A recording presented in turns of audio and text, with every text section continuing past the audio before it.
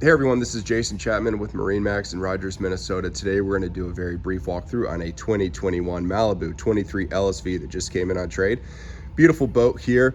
We do have a nice entryway inside, 2 seats aft, great spot to hang out when you're anchored. So we make our way inside the boat here. It's really meant for entertainment. You've got a lot of room for a 23-foot boat. Nice U-shaped seating, lighting, and cup holders all around. It's a great place to be when you're out in the water all day with your friends and family. We do have our board racks, tower speakers, great tote point up top, and then also our bimini top and boot. So we make our way to the helm here.